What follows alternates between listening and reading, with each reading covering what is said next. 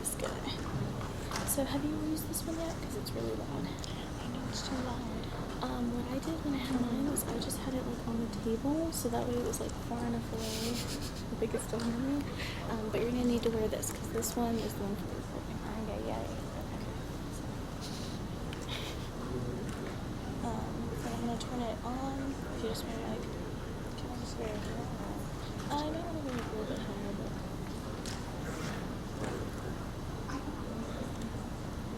Yeah, there was like a car accident and there was this whole thing. Like, not me, but like, Yeah. I was like, like, smashing my steering wheel. It's fun times.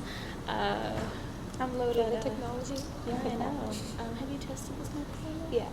And It you're works. okay with it? It's loud, but I'll Is make it sure it's it's fun?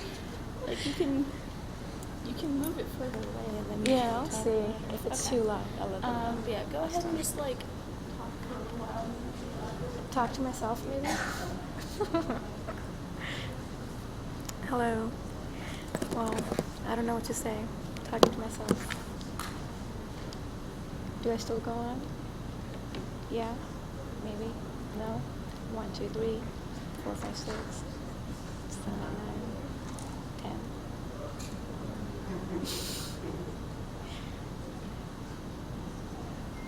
Do I still go on? Okay.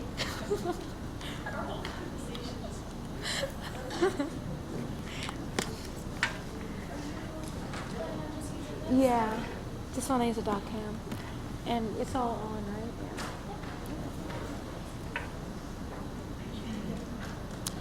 I love your color of the lipstick. I didn't interview this one. That's why I'm like business on top, play on top. So I don't wear my heels anymore. Anyway, you feel good about this? I'm sure you don't feel too nervous. You've done this once or twice. Yeah. As soon as you get started, I'm gonna go. I haven't actually checked in yet with them. Okay. Because like I wanted to make sure. I Yeah. got this set up. Also, the people in the back, are they here for me? For instance, those people in the back. Right. Just randomly. Floating around. Hi, can I get everyone's attention, please?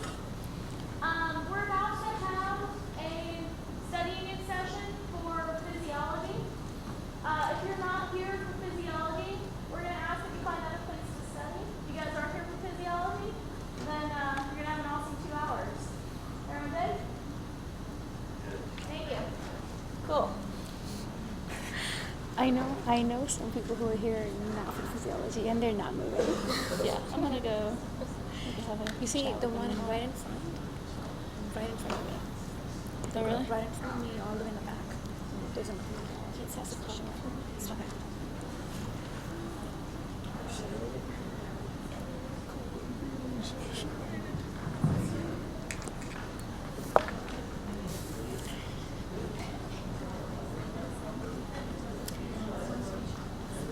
All right. Hello?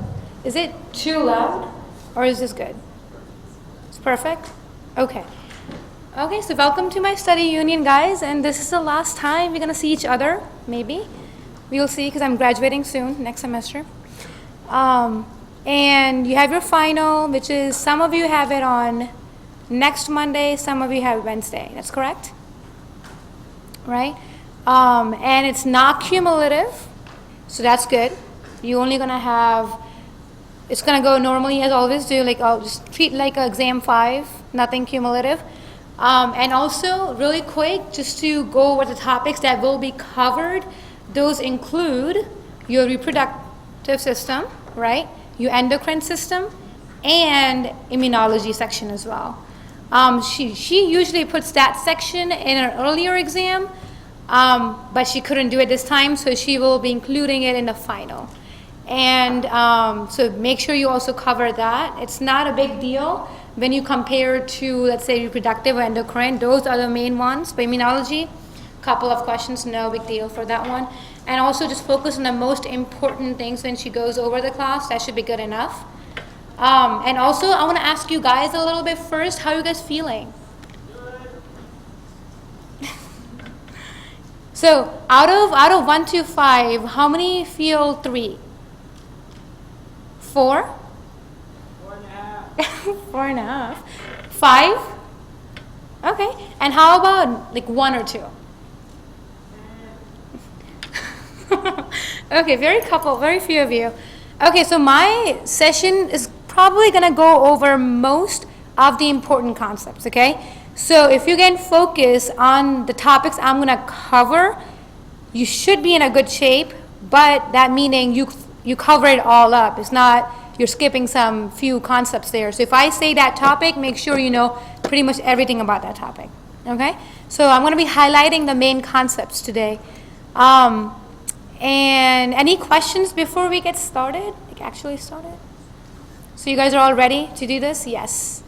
One clarification. There's two, like the 1:30 class is on the 12th, and the 2:30 class is the 7th, right? It's the opposite. So the earlier class is later, and the later class is earlier. So 1:30 is next Monday. Correct me if I'm wrong, right? And 2:30 is Wednesday. Okay? All right.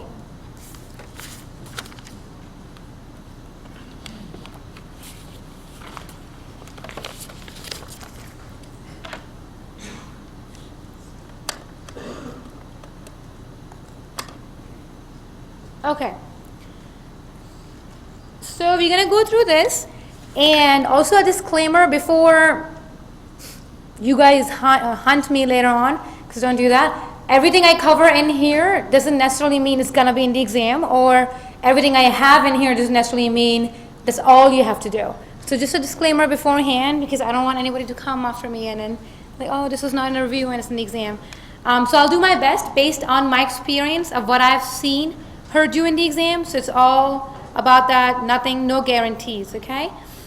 Alrighty, so I'm gonna start with endocrine system, and the very first thing that we have in here is types of endocrine hormones, or hormones actually, and make sure you know the differences between each one of them. That includes examples, that includes the action that they have, the function they have, okay? So we're gonna go over one by one. So endocrine is hormone that secretes, that's the one that you always have seen, so that secretes inside the cell, okay, and then it goes out. That's the normal one we've always done, right? So let's say the hormones gets out, it goes in the bloodstream, then it attaches to a receptor on another cell and does its function, okay? So that's the one we've always usually seen. And also know that an endocrine, it's an internal secretion. What that means, remember I said, it secretes hormones out in the bloodstream, okay? So it's going in the bloodstream. Whereas the other one is exocrine. That's when you have hormones getting outside the bloodstream. So that's why you need ducts, right? So endocrine is ductless, there's no duct, but exocrine, you have ducts. And examples of exocrine or sweat glands, let's say, salivary glands, the ones that need the duct, and the ones that have external circulation. Okay, and then let's go on to paracrine. Paracrine are the ones, the difference between paracrine and the others is more on their function and the location of their action. So paracrine are more referred to the hormones that act on neighboring cells. Now, those cells can either be endocrine cells or not, but as long as they're neighbors, and as long as it's acting on their neighbors, it's called a paracrine function. Okay, so anything that acts on the neighbors. And those, we have a lot of examples. As we go through the whole section, we're going to talk about all of that soon. Okay, but right now we're just going to talk about general. And the next is autocrine. Like the name suggests, auto, meaning it will be impacting its own secretion. Meaning, let's say a cell secretes its hormone, then that hormone binds to the receptor of the same cell, and then hence impacts the secretion of the same cell. So that's very important, guys. So in this case, autocrine hormones are very important when it comes to negative feedback. Okay, because it's kind of feedbacking its own secretion. If there's a lot more, it's going to bind to its cell and tell the cell, hey, don't secrete because I have enough, okay? All right, and then the last one is intracrine. Again, like the name suggests, intra meaning inside. The difference between intra and auto is in autocrine, the hormone still gets outside the cell. Intracrine, the impact everything that's been done is all inside the cell. So an intracrine is not going out, it's just secreting, and while it's inside the cell, it's doing its job. Okay? So no receptors in intracrine. Okay.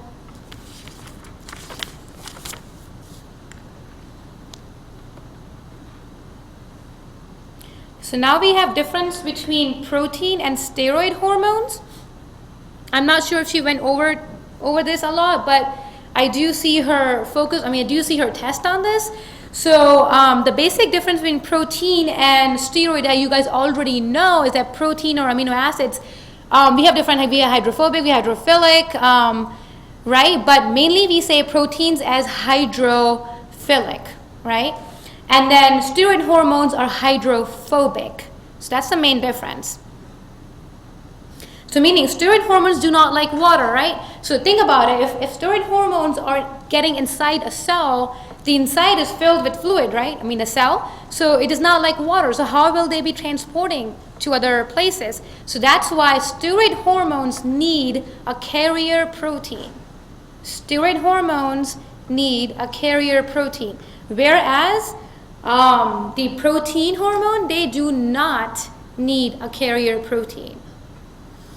Hence, the effect of a protein hormone is faster than steroid hormone, because steroid hormone then has to first get rid of its carrier protein and then have its effect. Well, protein doesn't need all that, so the moment it gets into the cell, it starts impacting. Okay. Also, make sure you guys know, I'm going to actually write that down because it's a list.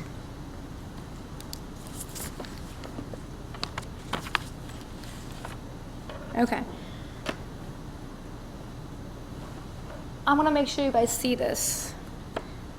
So your cell surface, you have two types of receptors. You have cell surface receptors and you have nuclear receptors. Now, you guys need to know which hormone binds to what kind of receptors. So the example of hormones that bind to cell surface receptors are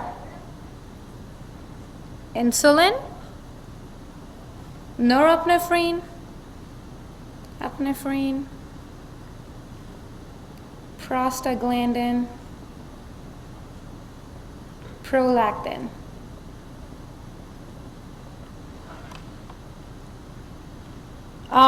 And also, I know you guys know this, that the other name for norepinephrine is? Ooh, so quiet. What's the other name for norepinephrine, guys? Noradrenaline, and epinephrine is adrenaline. Okay, awesome. So example for hormones that bind to nuclear receptors would be your sex hormones, your adrenal cortex hormones,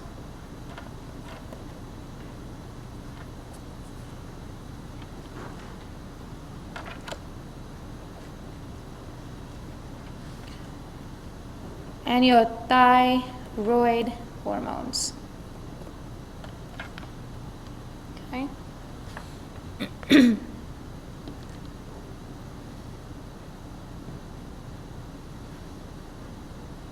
Okay, so let's move on to synergistic, permissive, and antagonist effects. Now, that was loud, sorry. How is she going to ask questions on this? Is she going to give you a pair of hormones and then ask you if they have synergistic, permissive, or antagonist effects, okay? Alrighty, so let's go over really quickly the definitions of each and let's try to get some examples too. So for synergistic, like the name suggests, one helps, I shouldn't say help, but when you have two hormones working together, they have a higher impact, meaning they both have same functions, they help each other out to do their job, and they both have same functions, okay? Pretty much, not 100%, but mostly they have same functions and synergism, they act together to do that job. So examples would be, you guys already know, like norepinephrine and epinephrine, right? They have similar functions. We learned that in exam 1 or exam 2. Permissive, a lot of people get it confused. People get it confused, synergism and permissive effects. Permissive is like permitting the other one to do its job, okay? permissive effects doesn't necessarily mean that they have similar functions. What it means is that one is just enhancing the other one to do its job, okay? Doesn't necessarily mean they have the same functions. Does that make sense, the difference between the two? Yeah? Can I get a nod or a no? Okay. Alrighty. Cool. So that's that. And whereas antagonist, like name suggests, it's against, right? So permissive is helping, antagonist is inhibiting. Okay? And we have a lot of examples that we did for antagonist that will include your somatostatin.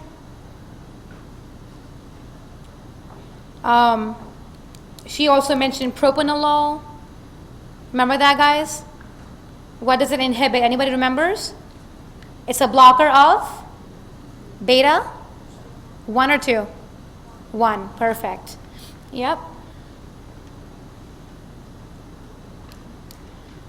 What about prolactin? What would prolactin be an example of, guys? What kind? Is it permissive, synergistic, or antagonist? Let's say prolactin on sex hormones. Prolactin and sex hormones. What kind of action do they have? Right. And just be careful though, like the way she says it, because prolactin does not only has those effects, it also has more effects, right? But if compared to sex hormones, okay? So just be very, very careful. Make sure you read properly because they will get you guys. So just because you see prolactin doesn't necessarily mean that's what she's talking about. Make sure you read the whole sentence. Okay. So let's move on to the mechanism of receptors. How many people do not like this? Because I hated it, the 4 types of receptors mechanism. So only one person does not like it? Everybody else love it? Okay, now I see a lot of hands. Okay, so I'm gonna tell you, she does not really test heavily on this. I've seen that every semester, but it could be wrong this semester, I do not know, right? So I'm gonna highlight the things that you should definitely know, some key terms from the receptors. So, and before I say something on those 4 receptors we have, the general mechanism for receptors is, you guys already know from previous exams, it binds to receptor, it activates an effector molecule. Make sure you know what an effector molecule is. An example of effector molecule is a G protein, right? Okay, G protein inhibitory or stimulatory. And then it activates your secondary messenger. We have a lot of secondary messengers like IP3, phospholipase C, adenyl cyclase, I believe. So all those are examples of secondary messenger. Anybody wants to repeat that? Because you guys have that from previous exams information. Yeah? No? I'll move on. Okay. And then what happens eventually is the main point is to either increase the cellular energy or decrease the cellular energy depending on what you're trying to do. So which cellular energy is your CAMP, CAMP, cyclic adenine monophosphate, either increases or decreases. So that's the main outcome of what's gonna happen, like why do we need this to happen? Because you guys remember like alpha 1, beta 1, beta 2, alpha 2, the mechanisms we learned? Does that remind you of this? It's all, you see, connect the dots, nothing different. We have already done this. So this was a review. Now let's talk about the actual receptors. And what I've done for this one is, like I mentioned, I noted down some most important details. So you guys take a picture of it, do whatever you want. You can copy it. It's not gonna make, it cannot fit the whole page. Okay. Well, that's the top half. Okay. Alrighty, so G protein coupled receptors, they're the ones that we always learned about. All your alpha 1, beta 2, alpha 2, they're all G protein coupled receptors. Also, what you guys need to know is when you guys do these receptors, the most important thing about these receptors is the examples. Whatever you have. They don't give examples for each receptor, but the one that your PowerPoint lists, make sure you know those examples, okay? So really quickly, G protein is binding the receptor, then activation of an effector and second messengers, which then activates or increases your CAMP, which is the energy. And then here's an example that I have noted down, which should be a review as well. Make sure you guys know also that sacroplasmic reticulum, right? We learned about that, but what did we learn about it that she always mentioned about? it stores what? Calcium, right? So when this happens, calcium gets released into the cytoplasm, and make sure it's no high to low, so it's a passive diffusion, right? Because sacroplasmic reticulum is filled with calcium, and it releases calcium into the cytoplasm, hence it's passive diffusion. So how she tends to ask questions now is, since this is more of a review, she's going to make you analyze more things to it, meaning she's going to talk about this, then she can also talk about, she can put in diffusion in there, and you need to know what kind of diffusion is going on. It's going to be passive in this case because calcium is going from high to low. Okay? And you guys already know from lab as well, the main point of calcium is to bind to troponin C, which moves your actin and myosin, and you have contraction, right? Okay. Alrighty, so for this one, make sure you know the examples. The very common examples are your norepinephrine and epinephrine. So those are the ones we learned before, alpha 1, beta 2, alpha 2, all of those. Anybody knows what the common name is called for those? I always have a hard time pronouncing it. Good, good. That's good. Those are receptors, right? So what is the common name to the hormones? Like norepinephrine and epinephrine. Exactly. Okay. Catecholamines. Okay. And other examples of these type of receptors are prostaglandins, ACTH, glucagons, PTH. This is all in your PowerPoint. That's why I'm doing this quickly. So if you didn't catch that, you guys can just know that you need to look back to that PowerPoint and know the examples, okay? Alrighty. So for growth factor receptors, like I said, I just pretty much mentioned the most important things. You have an amino terminal surface exposed ligand, which binds, it's the ligand that's sticking to your cell surface. And examples are insulin, IGF, and EGF. The main deal is that's the activation of tyrosine kinase. And the role of tyrosine kinase is phosphorylating things, okay? It phosphorylates. And you know what kinase does, right? And it's an enzyme that phosphorylates the molecules. It takes the phosphate from ATP and phosphorylates whatever molecule it wants to. And that is a process to for sending the signal, okay? And moving on. So that's the main deal for growth factor receptors. Okay, for cytokine receptors, very similar to growth factor receptors, except the difference is you have another enzyme that is in the process of stimulation, and the very first one that gets stimulated, activated, is your JAK2, which then activates your tyrosine kinase. Okay. And then you have ligand regulated transporters. You have also, make sure to know the other name as well, which is guanylyl cyclase receptor and ion flows. It's a fluxing of ions, and that leads to nitric oxide synthesis, increase of those enzymes, which then lead to your GC activity, which increases your cellular energy in the form of cGMP. I know I said that quickly. Okay, but right here, it's right here. So know that sequence. Okay. Alrighty, so now let's move on to what we have next.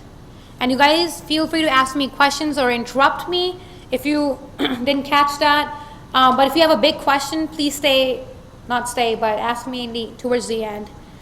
Okay? Okay. So now we have primary and secondary Cushing syndrome. You guys remember the renin-angiotensin system from last time? How renin acts, and then which activates your angiotensinogen to angiotensin 1, and then ACE does that to angiotensinogen 2. Make sure you review that from your previous exam, because it might be tested again. And I know it's not cumulative, but we are going to be talking about Cushing syndrome, and that is an important role. That system plays an important role in this.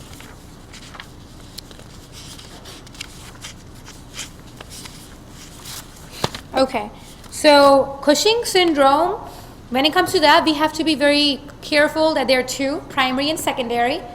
And how she's going to ask questions would be probably mostly on, whether is this secondary or primary, and you know how it is, clinical questions, and then the options will be primary or secondary, so you have to pick one of them. So you have to make sure what the actual difference between them is. Okay. So for primary, you guys know where the problem is? Anybody shout it out? Where's the main problem? In your adrenal cortex, right? Gland, which is located in your adrenal medulla, top of your kidneys. Okay, so that's where your problem is. And what 3 hormones does adrenal cortex release, guys? Aldosterone, androgen, cortisol, right? Okay, so what also I did, here's the deal. This is how I tell all the students to do these things. You don't have to memorize the symptoms as long as you know what the hormones do, and you're good to go. And if you know what your hormones do, based on that, you can tell what kind of symptoms the person will be having if it's hypo versus hyper. So what I always do is I focus on this page mostly, and which lists all your functions for the hormones that you're going to be talking about for your cortex. So know this. If you know this, you're good to go with symptoms because they all depend on these hormones. If you're high or low, you can decide what's happening. Okay? And that's the top. Here's the bottom of it. Okay, so these are the functions of these 3 hormones that are located in your adrenal cortex. And the primary syndrome, you have a problem in this part, right, in the cortex. So what's going to happen, guys? Is it a high level? What happens in Cushing? Do we have extra amount of these hormones or lower amount of these hormones? Extra. Exactly. You guys are so quiet. Is it because, why? Just not in the mood or you're scared for the exam? I hope it's the first one. Okay. Alrighty. So what did I say? Yeah, you're gonna have extreme amount of or more than normal values of these hormones. And hence the symptoms that you're gonna have, if you wanna list them down, go ahead. Because the PowerPoint doesn't do a good job. It's from her notes that she talked about.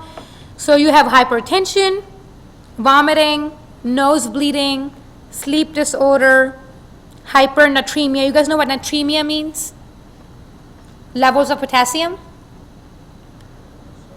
Sodium. Good.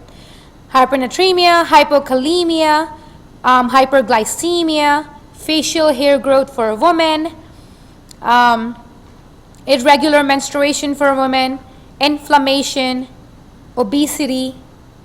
So these are the symptoms. Now what I want you guys to do is look back into these symptoms and see how that's making sense. For example, why would you have hypokalemia in that case? Okay? And I want you guys to analyze that. You see what I mean? Like how knowing the functions of these hormones, you can get these symptoms out. Okay? Alrighty.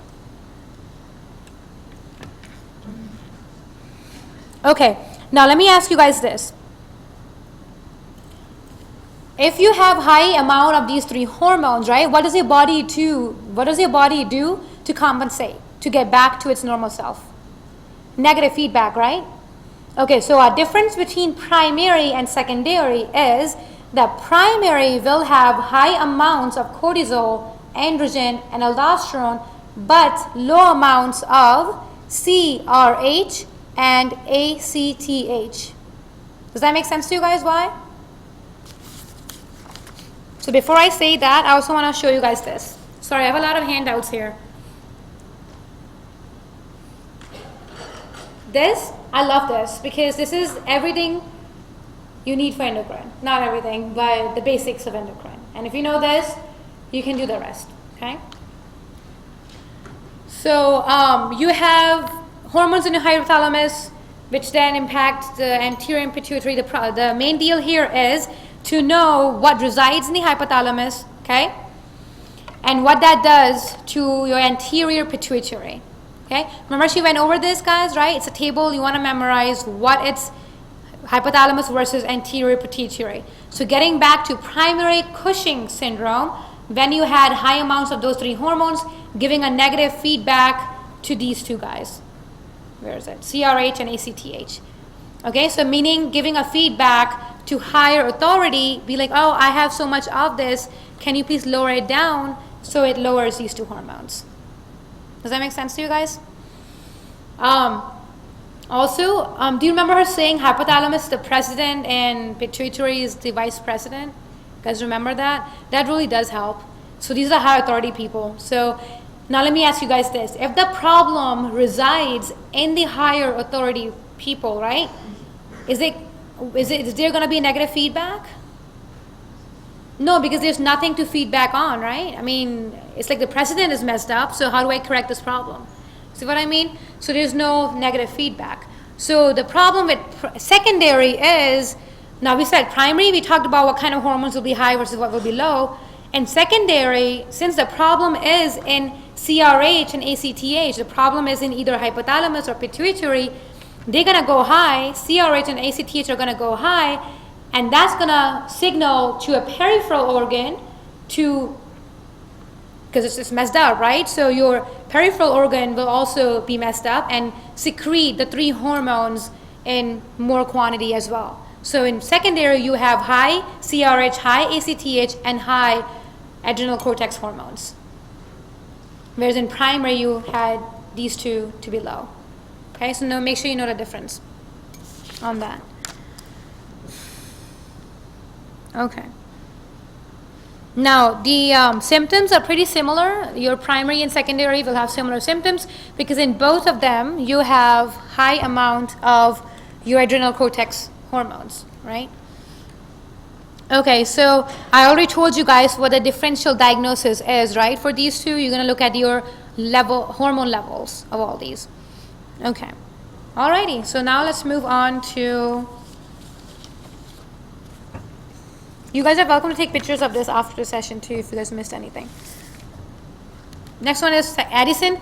Just going to go quick because I already told you the most basic part that you need to understand for diseases. Again, you have primary and secondary. What's the difference between Cushing and Addison, guys?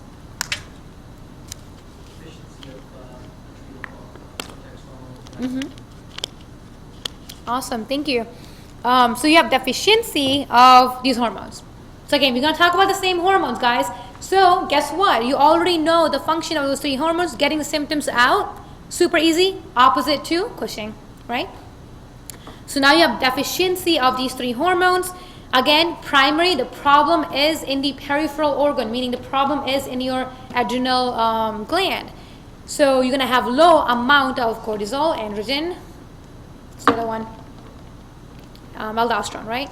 So that's primary, again, giving negative feedback to your president and vice president, which are your hypothalamus and pituitary, to secrete more of CRH and ACTH so that it can level up. Does that make sense? Negative feedback. By the way, make sure you guys know this. Negative feedback does not necessarily mean decreasing something. Negative feedback just means going against the flow. What's happening, going against it, right? So in getting back to primary, you're going to have negative feedback to hypothalamus, pituitary, to lower the amount of, to higher the amount of CRH and ACTH. And now you know, so that, and in secondary, the problem is in the president and vice president, hence the CRH and ACTH are low, nothing can be done, there's no negative feedback because the problem is in the higher authority. Okay. All right. So now let's talk about the difference between the 2 really quick. By the way, symptoms are mostly same. Anybody wants to repeat the symptoms because that's something she mentioned already, or do you want me to quickly go through it? Tell me yes or no. Oh God, so quiet. So do you want me to repeat the symptoms or not? No, you guys are good. Okay. All right. So the difference between primary and secondary Addison disease would be having hyperpigmentation or not. In primary, you will have hyperpigmentation. Anybody knows why? Because of POMC, right? POMC is located in your intermediate lobe of pituitary gland. So when during primary you have negative feedback to your CRH and ACTH to level up, it also levels up your POMC. And POMC secretes 2 hormones, ACTH and MSH. And MSH is why you have hyperpigmentation. Okay? So because of higher amounts of MSH, you have hyperpigmentation. Whereas in secondary Addison disease, you do not have negative feedback, hence no hyperpigmentation.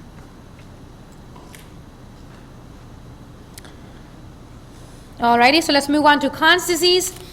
Conn's disease is a specific tumor of your aldosterone secreting cells in the cortex. So it's only specific to aldosterone. And you already know what aldosterone is, so you know the symptoms as well, right? You know exactly what it does, how it plays a role in renin-angiotensin system, and what it does, what in the end, how it increases the blood pressure. So make sure you know the whole mechanism behind it. So now that you know Conn's disease is tumor and aldosterone, so you're going to have higher amount of aldosterone getting secreted and all those symptoms, okay, related to hyperaldosteronism. Anybody knows what pheochromocytoma is? Awesome. It's a tumor in your adrenal medulla. So an adrenal medulla secretes your norepinephrine and epinephrine, right guys?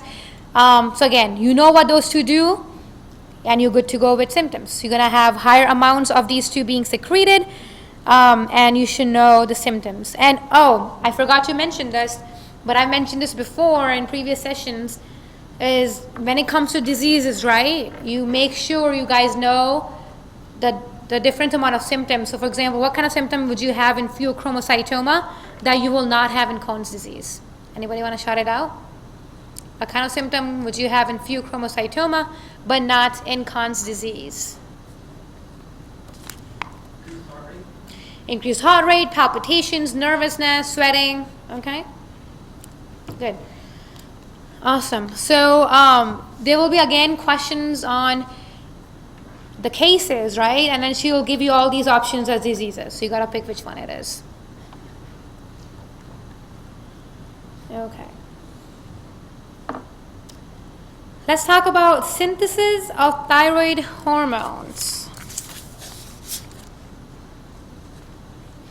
So I've listed down the steps here. What are the thyroid hormones, guys? What two kinds do we have? T3 and T4, right? How are we on time? Okay, perfect. So you have thyroid hormones. So first what happens is iodide enters through sodium symport. Make sure you know that. And then oxidation happens and that's converted to iodine. Here the main deal starts. So one iodine plus one tyrosine part of your thyroglobulin makes MIT. And if you have two iodine, makes it DIT. And one MIT plus one DIT gives you T3. Two DITs give you T4. Okay, so it's written down all here, so copy it down or take a picture.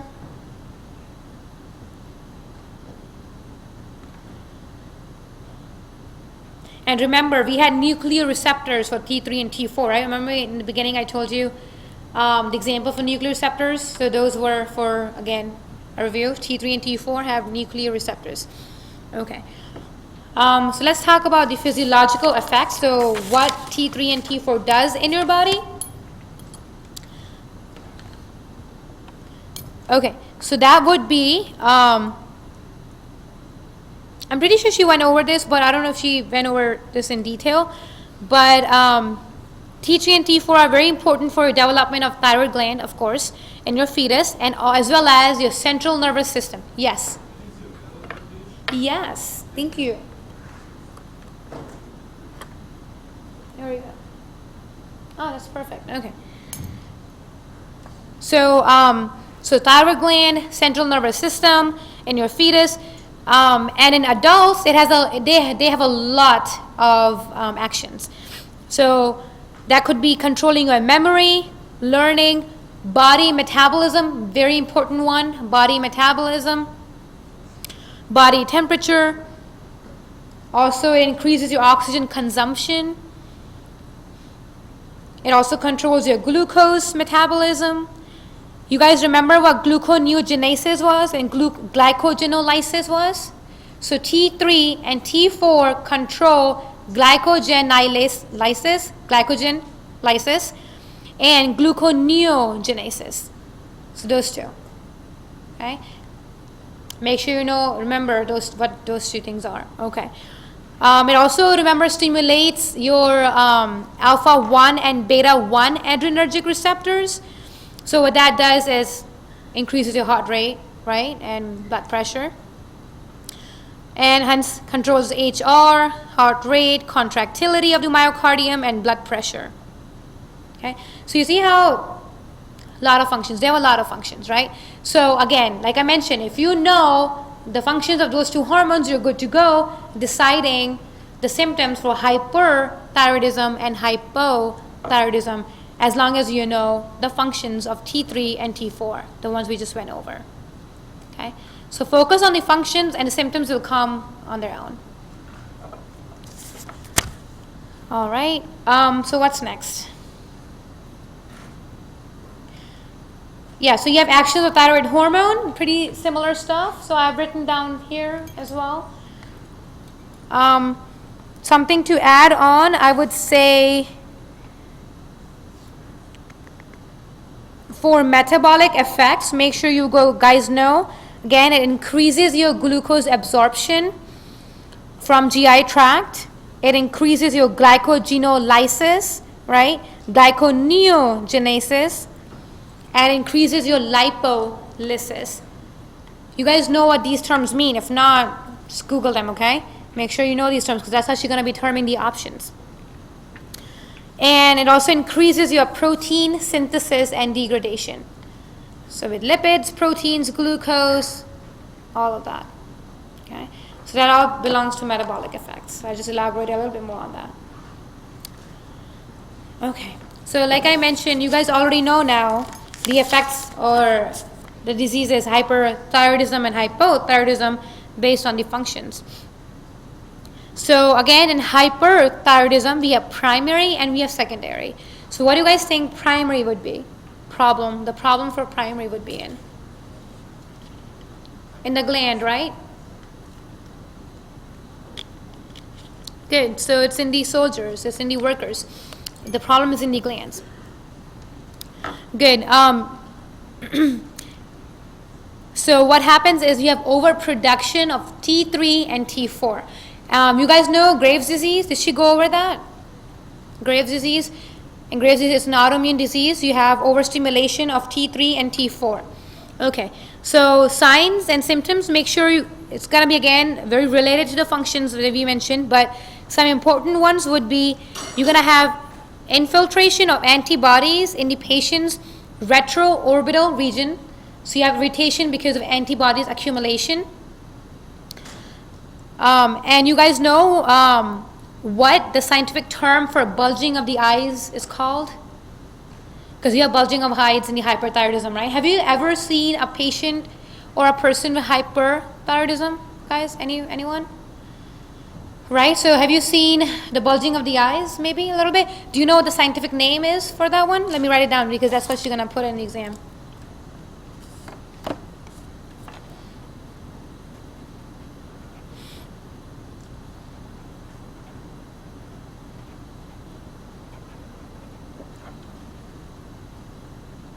Okay, exophthalmia. Not sure if that's correct pronunciation. So that's your protrusion of your eyeballs. So that's one of the symptoms for hyperthyroidism. You also have edema, sweating, palpitations, hypertension, oily skin and hair. Very important. Oily skin and hair. Why is it important? Because it's a very unique symptom to hyperthyroidism. Because think about it, increase of heart rate, palpitations, sweating, you get that in pheochromocytoma as well, right? But in hyperthyroidism, you're going to have oily skin and hair, and the rest, sleep disorder, weight loss, and all that. Okay. Whereas secondary, now the problem is in the higher authorities again. So your hypothalamus, the pituitary, so you have no negative feedback. Okay. So again, in primary, you're going to have increased T3 and T4, but decreased TRH and TSH. In secondary, you're going to have increased TRH, increased TSH, and increased T3 and T4.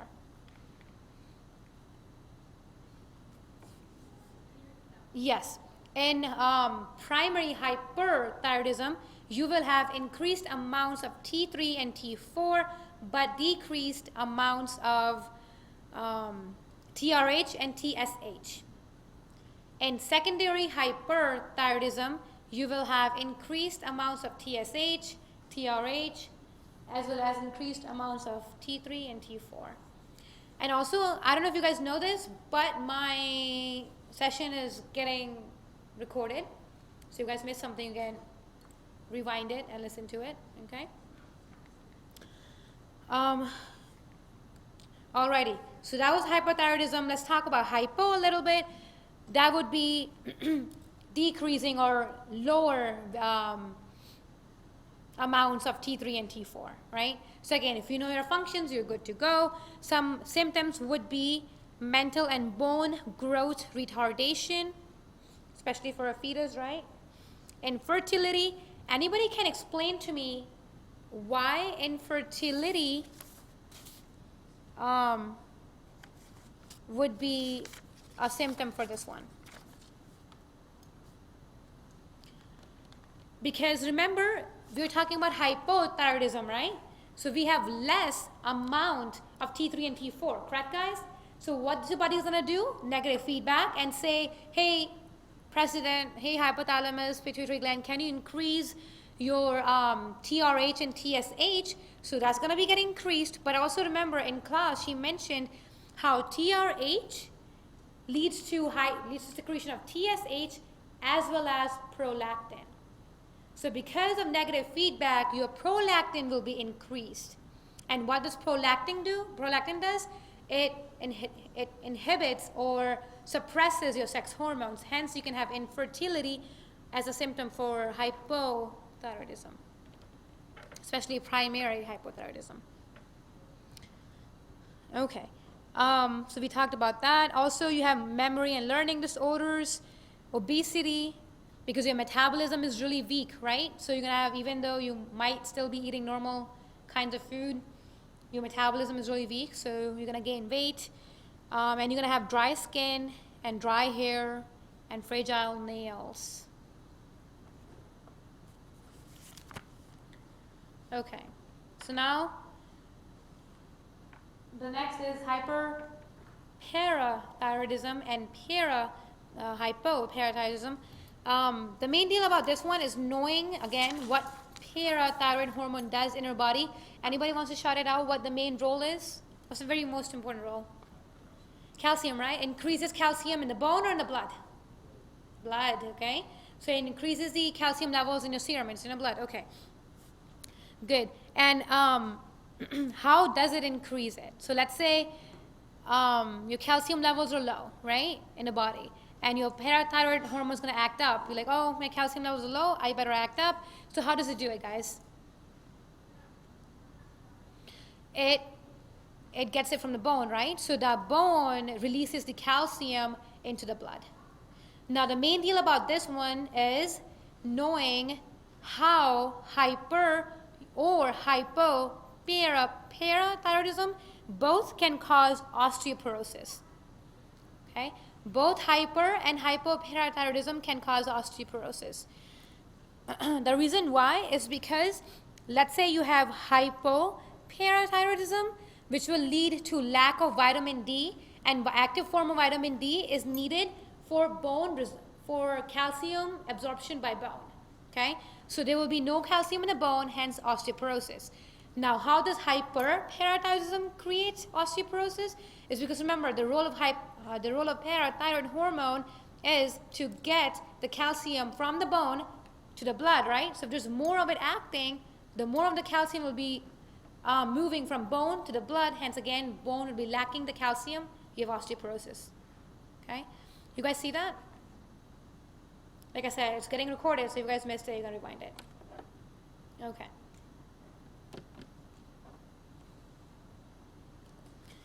Let's see if I can add more to this. Of course, do the rest, what she talked about too, in parathyroid. And know the mechanism behind, I kind of vaguely touched on how it controls the calcium levels. Make sure you know the relationship between calcium and potassium when it comes to this. Does it also increase potassium in the blood, or does it decrease potassium in the blood? So make sure you know the role of potassium as well, okay guys? And that's something she went over. Okay. So calcium and potassium is the main deal for parathyroid hormone. What else can I? Yes, anybody knows the active form of vitamin D called? It's a huge word. Sometimes she tests on that. Actually, I'm gonna write it down here. Okay, so active form of vitamin D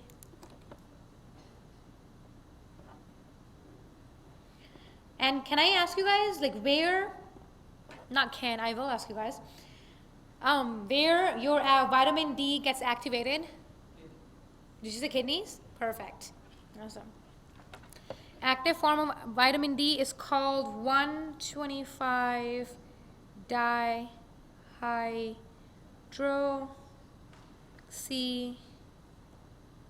column. Oh my god, it's a huge word.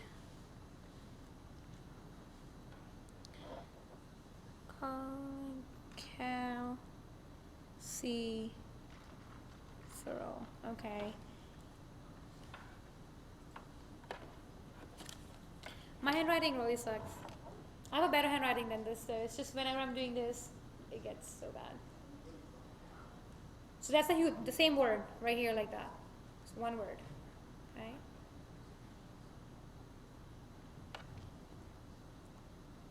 That's R and that's O. Okay. All right. Go with that? Okay. So let's talk about the endocrine portion of pancreas. She loves pancreas, by the way.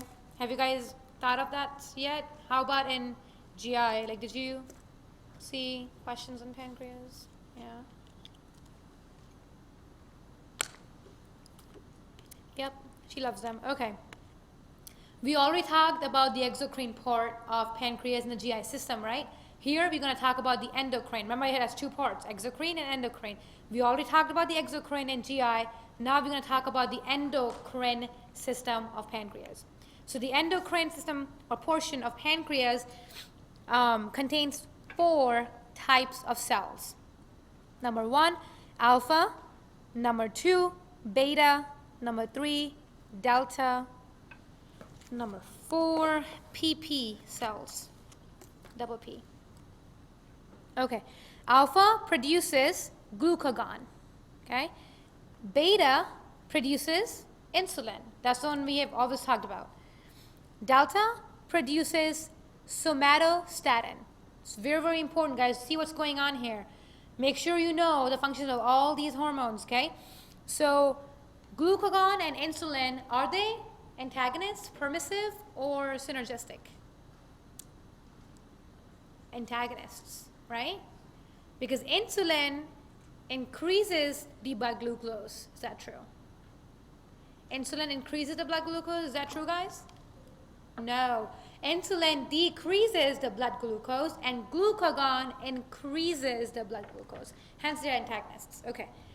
And also, somatostatin is inhibitory, right? It inhibits insulin release as well as glucagon release, as well as inhibits your GI motility, GI secretions, gastrin. It's an inhibitory guy. It hates everything. Okay? Alrighty. So again, alpha is glucagon, beta is insulin, delta is somatostatin. Make sure you know the functions of all these 3 very well. The next one is PP. PP, not sure if you talked much about it, but it's more of a self-regulating secretion, meaning it just regulates the secretions of all these hormones. It's just a self-regulating hormone.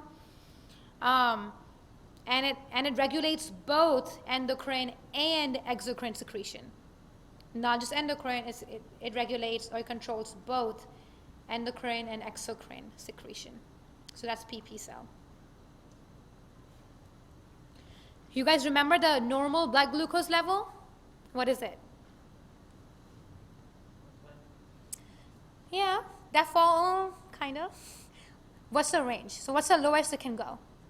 70. And around 110 or 120. Okay, so mostly she always says 110, but 120 should not be a problem. But around that is okay. Okay, so those are normal glucose levels, 70 to 110. And then also don't forget your type 2 and type 1 diabetes. It's going to come back, and she will ask you questions again on that. Oh, that's the next thing, right? Nope, just, yeah, so next thing is your mechanism of insulin and mechanism of glucose uptake. Remember we talked about glucose uptake before, right? In exam 1, if I'm not mistaken, and we talked about insulin uptake in this exam. be honest with me, how do you guys feel about the mechanisms for these two? So 3 to 4, yeah? Okay, so make sure you know which channels act in what mechanism. So for if I'm taking my insulin, what channel gets activated, GLUT4 or GLUT2? If my insulin, so let's say I'm talking about beta cell, right guys? Talking about beta cell, and beta cell secretes insulin, right? And then throughout the whole process, there's a channel that gets activated. And what channel is that, GLUT2 or GLUT4? GLUT2, exactly. Whereas when you're uptaking glucose, that's the one, let's say for another cell, I'm not talking about beta cell anymore, I'm talking about any other cell, okay? Any other cell that needs glucose, right? That what channel does it go through? GLUT4, okay? You see the difference? In beta, when you talk about beta cells, it's GLUT2, just normal regular cells, it's GLUT4. And I'm not going with the whole mechanism. If you want me to, I can, but just let me know. You're good on the mechanisms for these two? Or I can quickly do it. Okay, awesome, let's do it. So very first one is insulin, mechanism for insulin. So we're now talking about a beta cell. So what happens is glucose enters through GLUT2 channels, because we're talking about beta cells here, which causes closure of potassium channels. And closure of potassium channels leads to depolarization. Make sure you know from exam 1 how that creates depolarization. Review that, okay? The voltage, the signs and everything. So that causes depolarization, which leads to opening up of your calcium channels, and then calcium enters the cell. Calcium increases inside the cell, which leads to exocytosis of insulin through vesicles, of course. Exocytosis of a vesicle which contains your insulin. So now your insulin is coming out of your beta cell. Now insulin is in your bloodstream. Then insulin is going to go to a different cell, let's say a muscle cell that needs energy, right? Let's talk about the other mechanism now. Now your insulin is working on a different cell, okay? So it will bind to the receptor, its specific receptor on the cell, which will activate your, which protein, guys? GLUT4, right? Then GLUT4 acts like a channel for glucose to come in. So glucose comes in, then the cell uses the glucose to produce the energy, to produce ATP.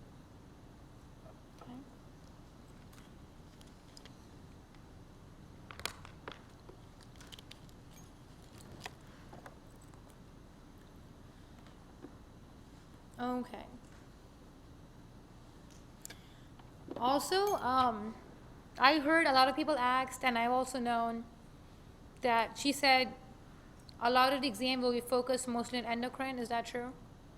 Yeah? But here's the thing. Endocrine includes reproductive, right?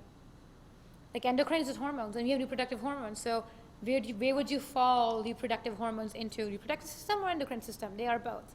So she says endocrine, it's a lot, but there's also reproductive, because you're going to be talking about reproductive hormones throughout a lot. And in my exam, throughout, like I've seen plenty of reproductive questions, because that they fall in endocrine. You see what I mean? Because they both are related. And so you can't really designate which one you're talking about. Okay. Alrighty, so let's move on to type 1 and type 2 diabetes. I'm pretty sure you guys got that right, but I'm not going to go over it. It's something we went over a lot in exam 1 or exam 2. But make sure you review it, guys. Make sure you do it, because you will see type 1 and type 2 diabetes in your options. And again, clinical questions, right? So you have to be very careful on the symptoms and what it does, and the difference between type 1 and type 2. Really quickly, I'm going to talk about what causes type 1 and type 2. What is the main cause of type 1? Where's the problem located? Right, so you have auto destruction of your beta cells. So there's no insulin produced. So that's type 1. Type 2, the problem is located at the receptors. So there will be no binding of insulin to the receptors, because the receptors are deformed, okay? All right, so now let's talk about prostaglandins. You guys really need to know the functions for this one.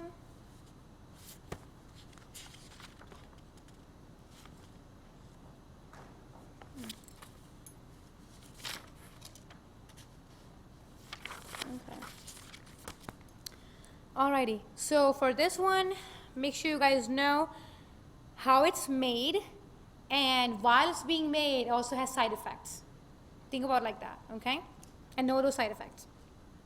Okay, so now with prostaglandin, where is it? Right here. You have you guys heard of arachidonic acid? It's converted to cyclooxygenase. Wait, what am I doing? That's your enzyme, and that is then converted to prostaglandin. So that means is arachidonic acid, with the help of this enzyme, is converted to prostaglandin. Okay, and also make sure you guys know the arachidonic acid can also be converted into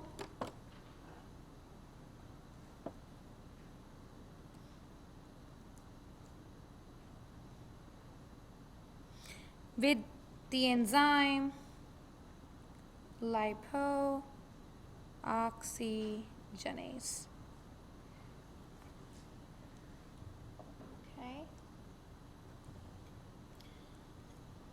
Okay.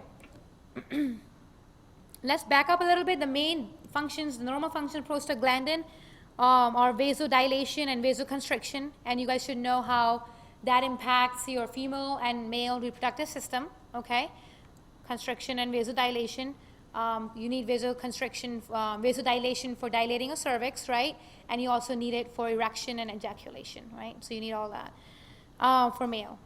So those are the main regular functions. However, the thing that's new here is because it's being also converted to a leukotrienes, which are largely responsible for your symptoms for, anybody knows? Asthma, okay?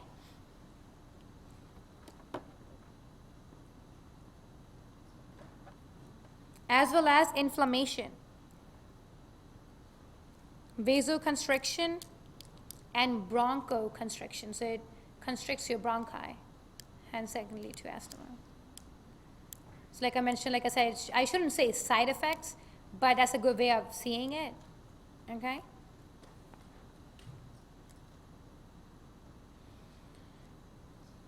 Okay. Let's talk about the sex hormones now, one by one. So I mean, this is still endocrine, but it's also reproductive. So the function for estrogen, is this a male or female sex hormone, guys? Female, right? So the female sex hormone, meaning you need that for development of female genitalia, important for development of ovaries, and then you also need it for the movement of your ovum to the fallopian tube. You also need it for regeneration of your endometrium after your menstruation. And you also need it for development of secondary sex structure characteristics for female, like breasts, change in body shape. And if you have deficiency of estrogen, of course, it's going to cause everything related to these functions, but also can also cause depression in females, of course. And when during menstruation, when your estrogen moves up, right, levels up, that's what causes the nervousness during menstruation. It's the estrogen. Okay. Alrighty, so let's talk about progesterone now. That's the one very important for pregnancy. If you do not have enough progesterone, that can lead to abortion. Why? Because it prepares your endometrium for implantation.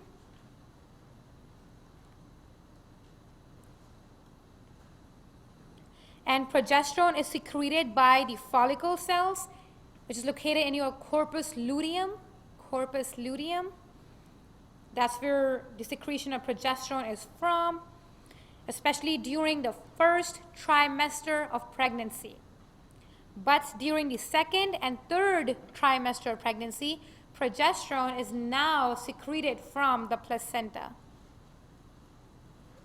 Yes.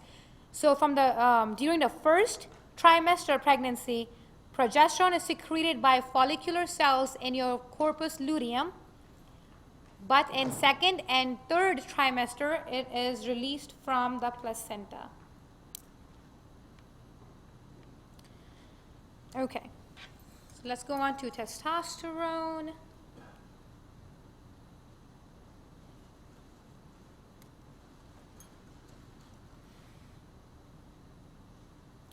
Okay. So that's the male sex hormone.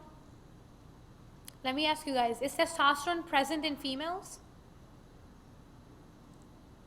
Yes or no? Yeah. And I don't know if you guys heard this, but anybody in the lab had Dr. Lopez come in and talk about how like some researchers have been conducting on the levels of these sex hormones and how females are having a very high amount of testosterone than normal levels. Did you have Dr. Lopez do that in your lab? Well, in my lab, he had come and said that it's because of the food we are eating, all the processing and all that hormones that are in the food that we're eating.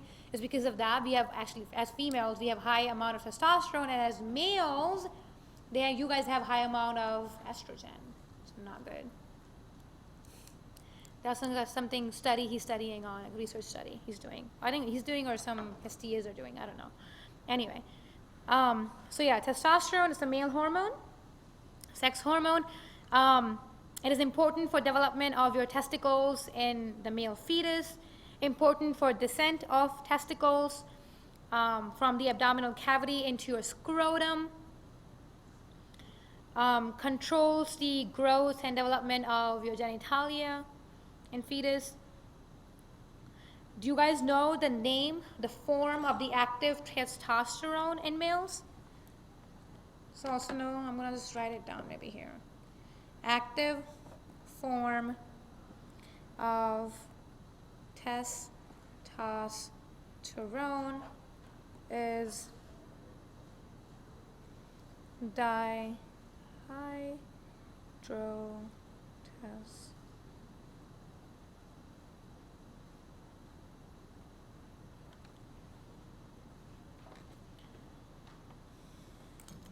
Okay, so deficiency of testosterone can cause depression, and testosterone is also important for absorption of fluid.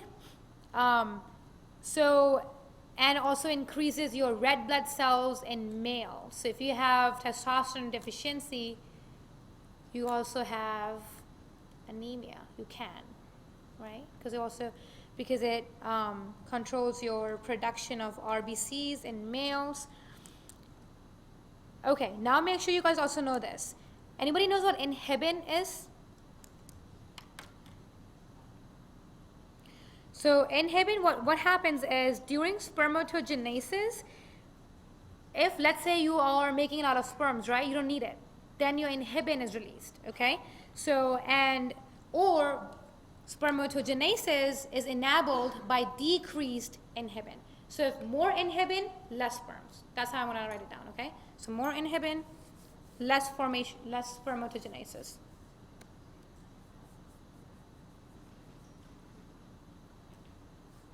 Okay.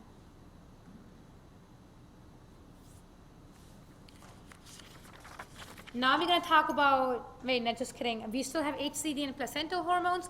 Okay, so HCG, let me ask you guys, is HCG always present in female body? No, right? It's only during pregnancy, right? Because it's released from placenta. So if you do not have placenta, you're not going to have HCG. Okay. So it's one of the first signs of pregnancy, and it controls your follicle cells, corpus luteum, and controls secretion of progesterone.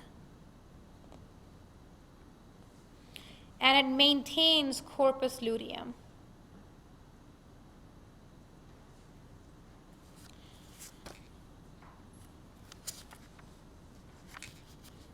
Okay. So placental hormones, we have prolactin. You guys already know what prolactin does. Suppresses your sex hormones, but also gets the female ready for pregnancy, meaning it prepares the female's mammary glands for breastfeeding. The other one for your placental hormone is relaxin. Like the name suggests, it relaxes things. So it relaxes your pelvic joints and prepares the pelvic cavity for pregnancy. It also relaxes your cervix of the uterus during delivery.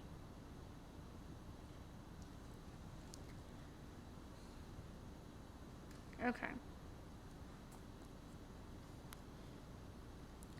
So now we're going to talk about spermatogenesis. Really quick, you guys probably know this, but what's the main difference between a female and a male reproductive system? We are only fertile till menopause, right? Whereas males are fertile forever, right? They can reproduce forever. Of course, after puberty. But females only till menopause, right? So that's the main difference. Okay. So what is spermatogenesis? So make sure you know this. It's a process of formation or production of a mature sperm from the germ cells. So that's the name to that. And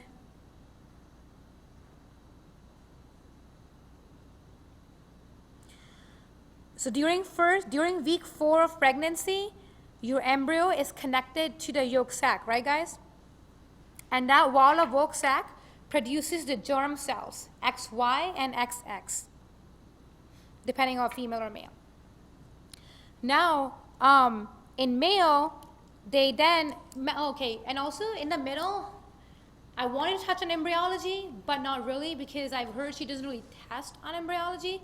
But she mentioned, correct me if I'm wrong, did she go over embryology in class? Like a little bit, right? Like the descent of, okay, okay, good. But at the same time, I haven't seen her like asking. But just go ahead, review it too. So whatever she talked about in the notes, that should be good enough. Her lecture notes, okay? And we'll see in the end, if we have time, we're going to go over it. But right now, I just want to talk mainly about what's important for physiology class. Okay, so going back to spermatogenesis, spermatogonia, also called your sperm cells. Let me also point that out because they're all very similar words. Spermatogonia. Okay. So what happens is they have been dormant till puberty. So when puberty hits, they start to increase in number, okay? And then what happens, they go through mitotic diffusion first, okay? And then make primary spermatocytes. So mitotic division into primary spermatocytes. Then primary spermatocytes go through first meiotic division. So now you have meiotic division, which creates your haploid secondary spermatocytes. Then secondary spermatocytes again go through another meiotic division, which then form 4 haploid spermatocytes, which are called spermatids, right? Yep. Okay. Okay, so that was spermatogenesis, right? So what is spermiogenesis? Spermiogenesis is just the transformation of spermatids into mature sperms. So now you have spermatids, which are haploid, then they convert into mature sperms, and that is called spermiogenesis.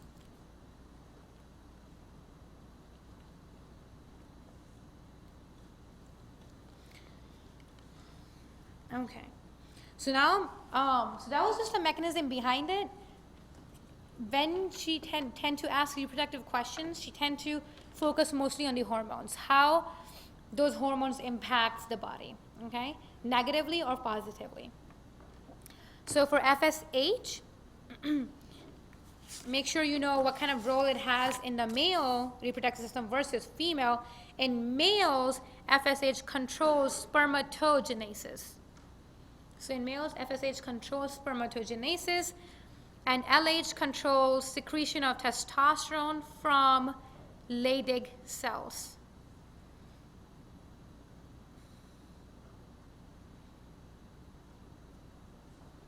And also remember I showed this to you guys, but I don't know if I showed you the second part to it. I just showed you that chart.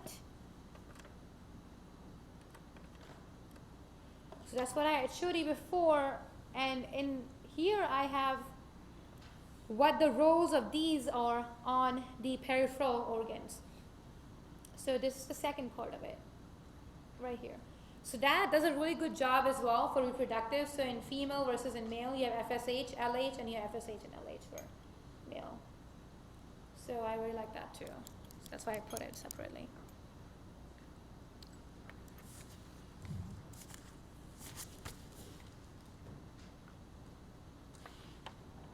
Okay. So now we have oogenesis. So that's in female now.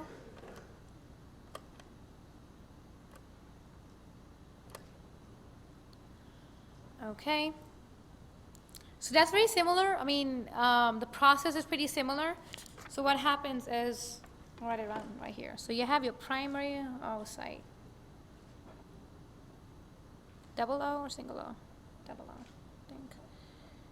Goes to, actually, I have paper. Let me grab this. I don't have space. Okay. So you have your primary oocyte.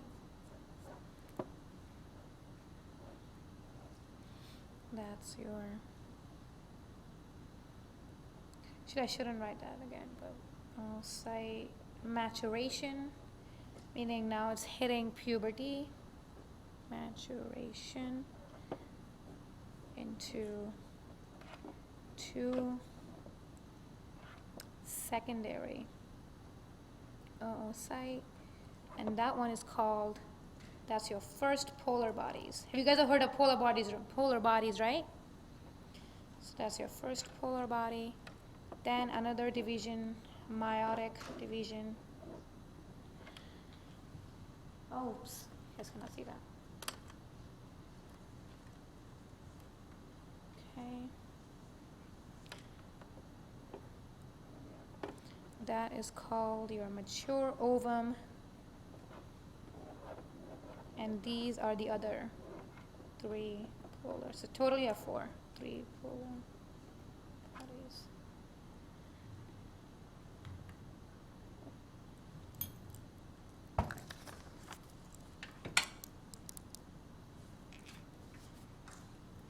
Again, know the ages as well. That's pretty common sense when you hit puberty and around what age period you will have menopause.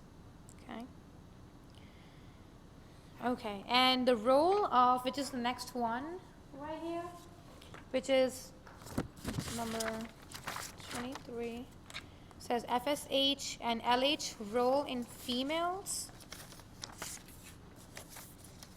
So for that one, it's also in the paper I gave you guys before, but FSH is important for development of ovum, and LH is important for ovulation.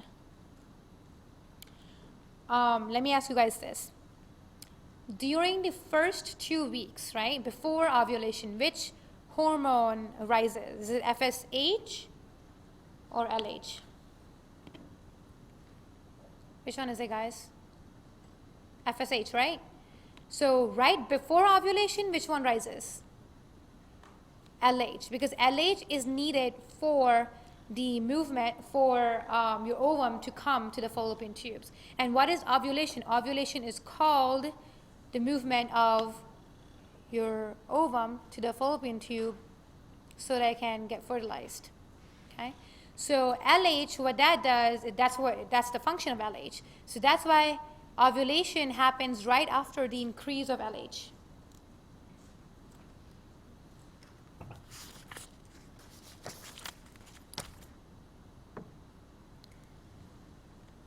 Okay, so the next is talking about menstrual cycle.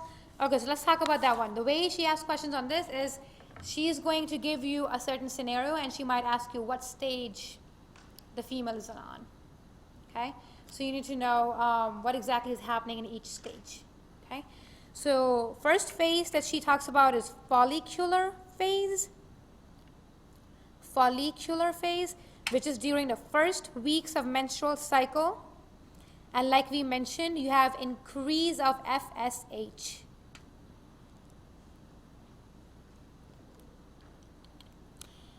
And you have maturation of follicle in ovary. I know physiology does not talk about it, or Dr. Anghari, I don't think she talked about it, but anybody here knows the name of the follicle that releases the ovum? Anybody? Like from extra knowledge? It's called Graafian follicle, but you guys don't need to know that, okay? Alrighty. Anyway, so that's your first phase, okay? First phase, during the first 2 weeks of menstrual cycle, FSH is up, and which causes your maturation of your follicle in the ovary. Second phase is called the luteal phase. Those are the important phases. Those are the days 13, 14, and 15. You have conversion of follicle cells into the corpus luteum. Corpus luteum. And that's when, and corpus luteum is formed when the egg moves from the ovary into the fallopian tube. And that's when ovulation occurs. And corpus luteum is also important for secreting your progesterone. Let me ask you this. Is a female always 24/7, every day fertile? Like, can she reproduce any day? No. What days is she fertile? Ovulation days, right? So 13, 14, 15. However, is it okay to say that we have a time zone of, let's say, 5 to 6 days that she can get pregnant? Why do we say, because ovulation is usually 2 to 3 days, right? So why can we say she can reproduce for those 5 to 6 days? So why is it extended? Anybody knows?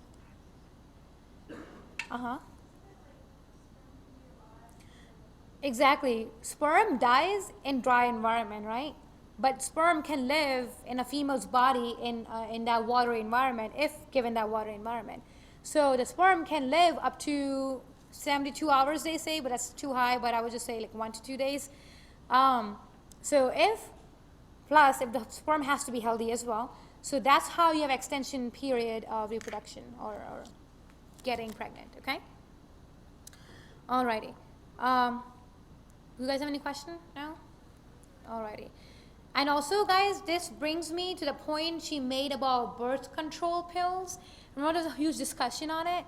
Make sure you know that, okay? Because she tends to sometimes ask on birth control pills as well. How they work, what they're made of, what kind of function they do in the body to control reproduction or inhibit fertilization. Okay, so know that. And also know the side effects of birth control pills. What is the most important side effect, or the most common side effect? High blood pressure, right? I think I heard that. Okay.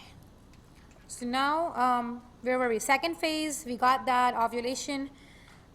And then your LH increases because LH is needed for the rupture of your follicle so that the egg can move down to the fallopian tube. Okay, so now your third phase is called the secretory phase. And if there's no sperm, that's only happening if there's no sperm, right? And there's no fertilization. So that's when your estrogen levels drop and menstruation occurs. After menstruation, estrogen levels increase again for regeneration of endometrium, because the main function of estrogen is to regenerate that endometrium. So after menstruation, estrogen levels up again because it needs to do the cycle again.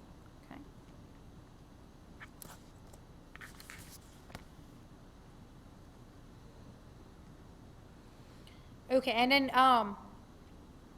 fertilization, just know what happens. Let me ask you guys this. We have haploid cells becoming a diploid cell, right? So that diploid cell is called what?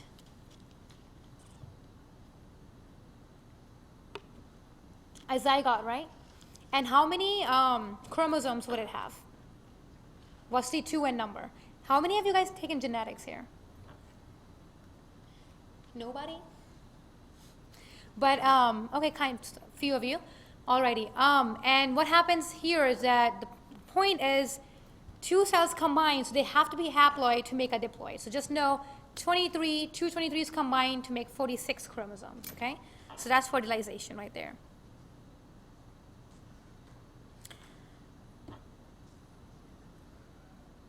Also know if there's no fertilization, right? If there's no fertilization, your corpus luteum transforms into corpus albicans, which is like a white scar, because you no longer need it, because you need corpus luteum to secrete progesterone.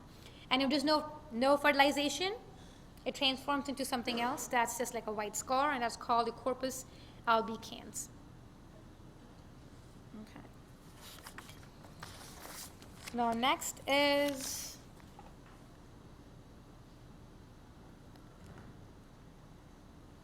first trimester complications. Okay, so this is where your clinicals might come in when it comes to reproductive system. Okay, guys. So make sure you know what can happen to your fetus while a pregnant female is doing such things. Okay. So number one she talked about was fetal alcohol syndrome. That's a very common one because a lot of women do not know, and that usually happens. It's one of the problems right now, heavy problems are increasing, especially in pregnant women, because they're not aware of this. So what happens is if you drink alcohol, you can impede the development of your fetus brain, okay?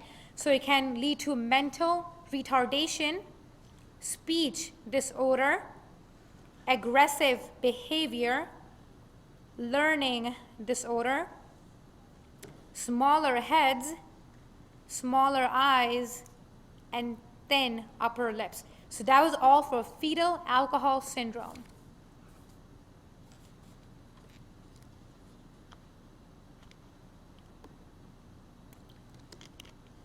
Okay, the other one is your smoking syndrome. So if you smoke during your first trimester especially, it suppresses bone growth, causes congenital anemia, aggressive behavior.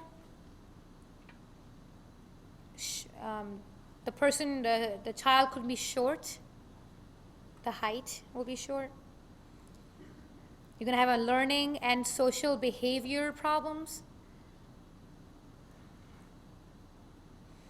And you can have vision as well as ear problems, hearing problems.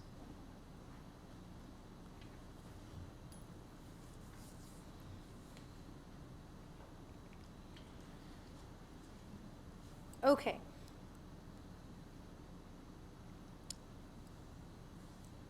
Also, another one is number 3, if the mother has a viral infection,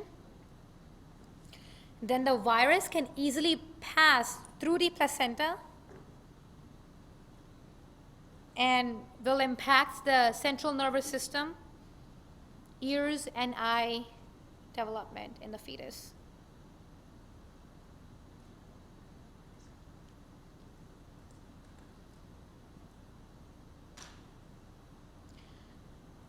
Another one is if you're taking antibiotics during pregnancy, especially called tetracycline.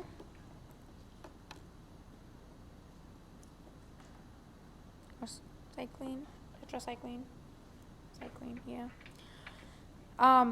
Symptoms would be yellowing of the teeth for the fetus. Yellowing of the teeth. If, let's say, you take amoxicillin during pregnancy, that can affect your ear, or not the fetus ear, I meant.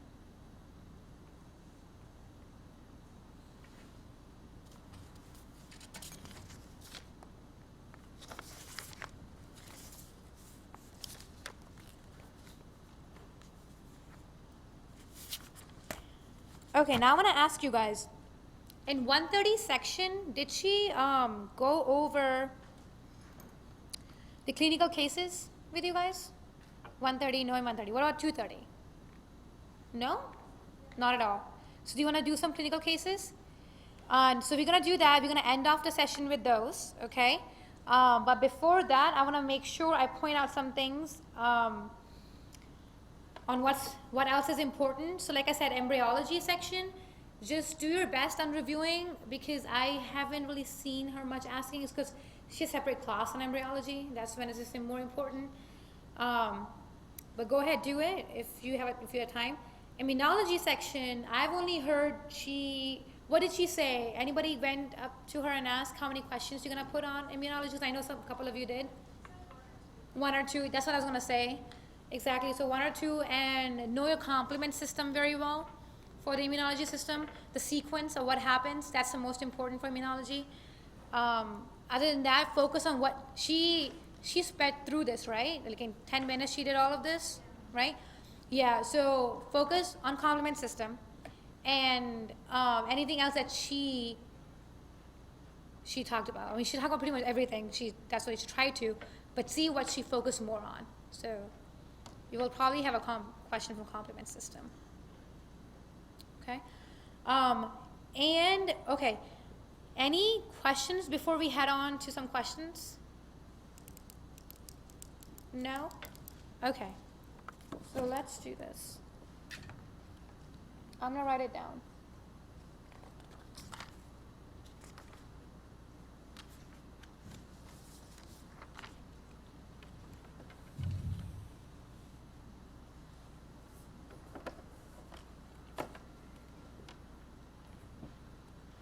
Let's say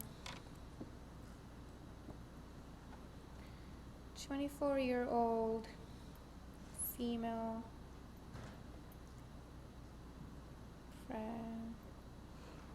presents with hyperlipidemia, heart disease,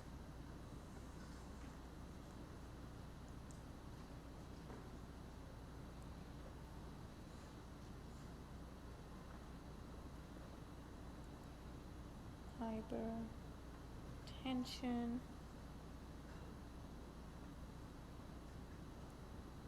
obesity, irregular menstruation,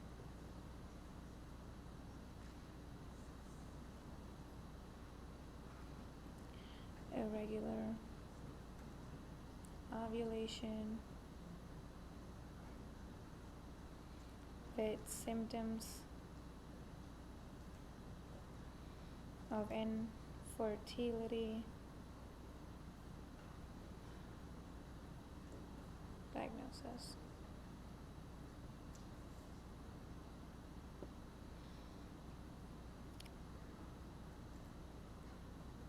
Cushing, Addison,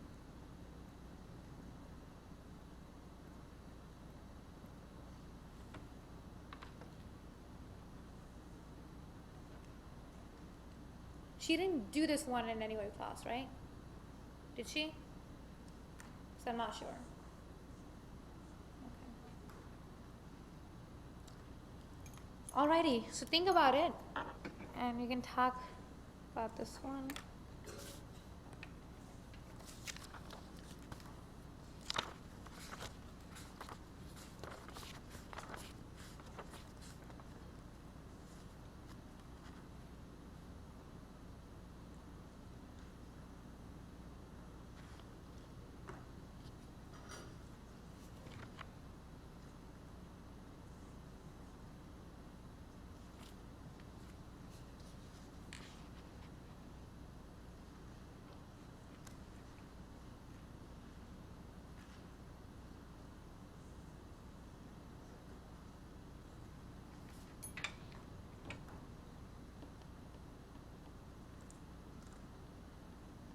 What do you guys think? Cushing? What about diabetes? Why not diabetes? Why not type 1 and type 2 diabetes?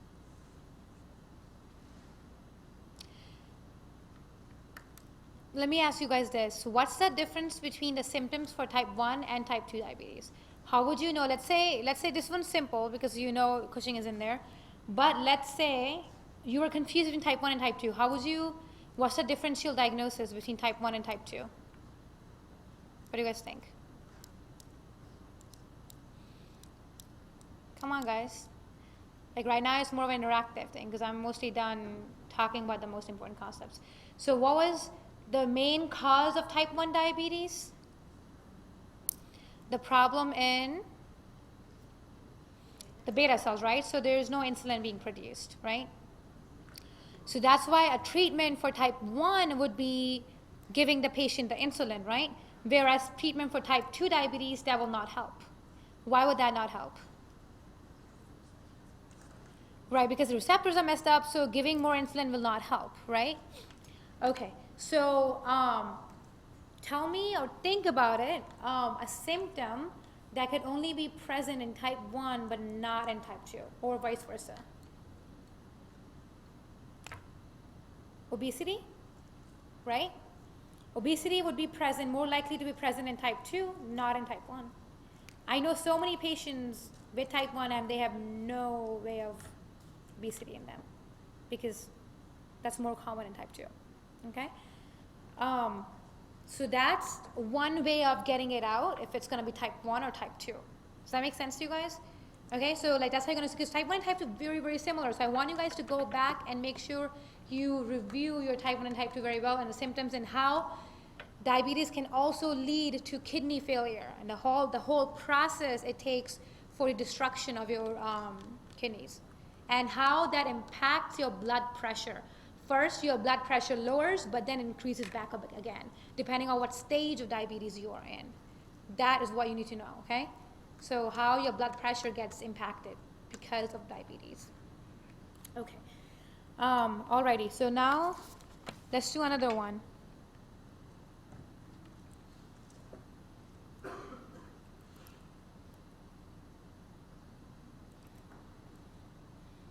So you have 30.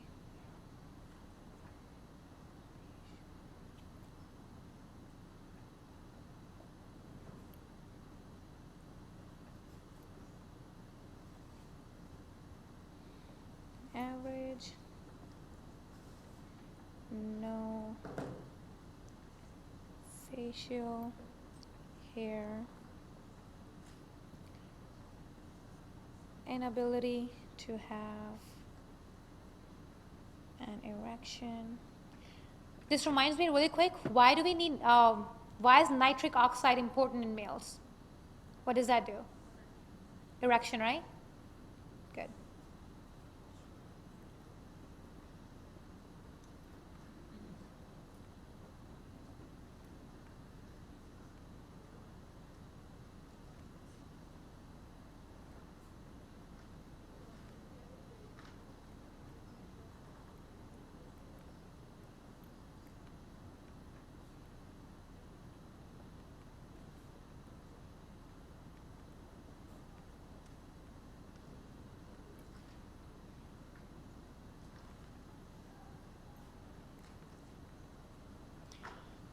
Okay, so the options for this one would be, let's say,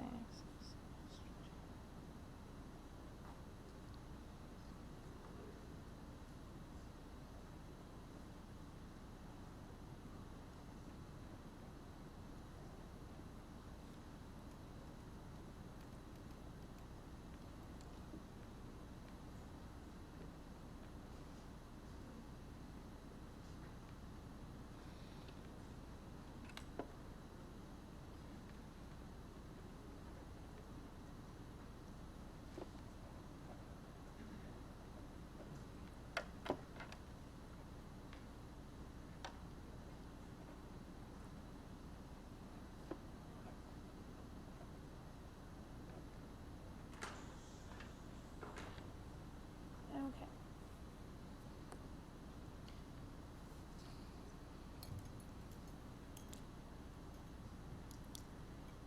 All right, take some movement.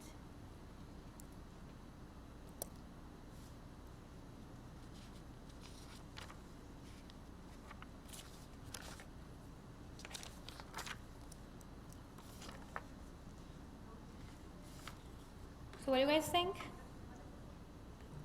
Estrogen, testosterone, FSH, GnRH. What's that? Right, that's correct.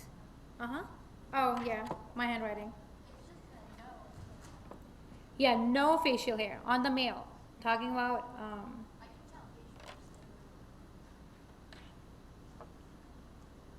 and also guys, what is anosmia? Good. Right, lack of smell. So what do you guys think it is? Is it excess estrogen? Raise your hands. Nope. How about excess testosterone? Nope. Deficiency of FSH? Deficiency of GnRH? What is GnRH for, guys? Gonado-releasing hormone, right? And remember I showed you this? That's why, I don't know where that went. So pretty much you can get this answer out of this right here. So GnRH is in your hypothalamus, which secretes your FSH and LH, right? And you guys should know that the functions of FSH and LH in the human body for both males and females. So, or is it deficiency of testosterone?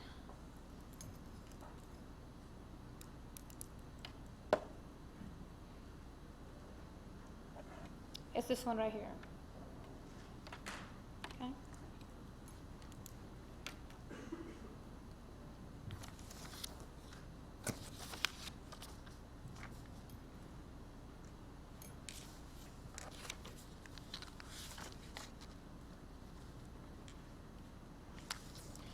Okay, now the reason why is because GnRH, which is your gonadopectin, something like that, releasing hormone, which secretes your FSH and LH. If you remember, the functions of FSH and LH, they're both disrupted here. So it has to be both FSH and LH that have to go down, so not just FSH.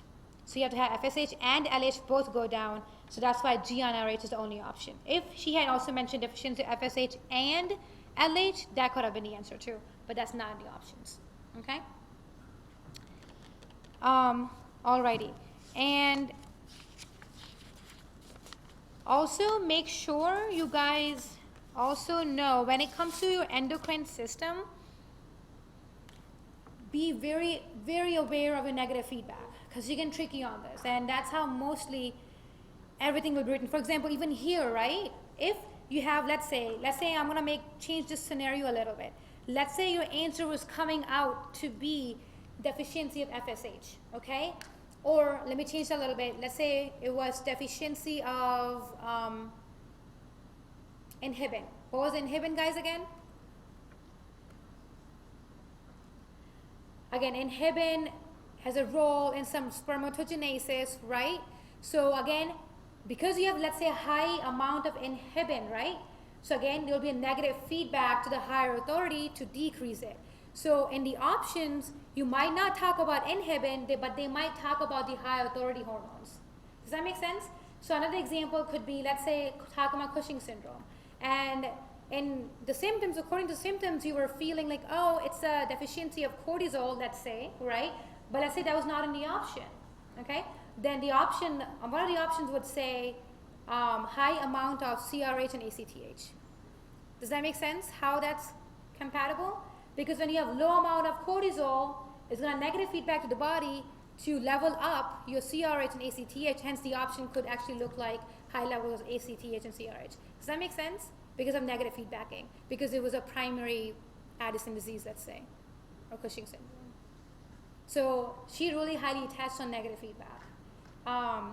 That's mostly how your hormones questions are going to be. And another clinical types questions would be straight out how you always been seeing. So there'll be two types of clinicals. Well, there are more, but generally two types. One, just on hormones, like which hormone, is it because of deficiency of this hormone or excess of this hormone? And she really likes dopamine and prolactin, guys. What does dopamine do? What's the role of dopamine? And it's, again, it's in my paper. I didn't go over it, but I showed it to you guys. Is dopamine inhibitory or stimulatory? Stimulatory? Inhibitory. And it inhibits what? Prolactin, right? Again, know this. Know the relationship, like it's inhibiting prolactin. So let's say you have a high amount of prolactin, right? Right? Because you have high amount of prolactin because you have deficiency of dopamine. Okay? And then she really, yeah, like I said, she really loves dopamine and prolactin and these hormones I talked about, as well as your diseases we talked about. So those will be basically your clinicals. Also, don't forget to do your pathology, BRS book. There are two, right? There's the physiology and pathology. Definitely do pathology. And also one more thing, because we end at 7:45. One more thing is, I've heard that this exam, or what I've seen as well, that is as easy as the first and second. I'm not sure, but that's also what I've seen and what I've heard from people. So this will be a chance to boost up all your grades. Okay, so if you guys didn't do so well in your third exam, this is the time to boost up all that. Okay, and any last minute question on how to study for the exam, how to like get this going, because you probably have a lot of other exams to worry about. So how to organize that? Any questions on that? No? Yes. I will put the link on my Google site as long as I come across it. I'm gonna ask right after this and I'm gonna put it down. Okay? So you can just get access from there. Other than that, good luck guys. I will not see you again, which is sad. But good luck. And yes, if you know more questions, you guys are, and also don't forget to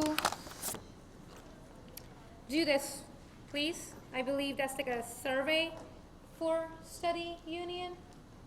So take a picture of that, and if you guys can do this, it would be awesome.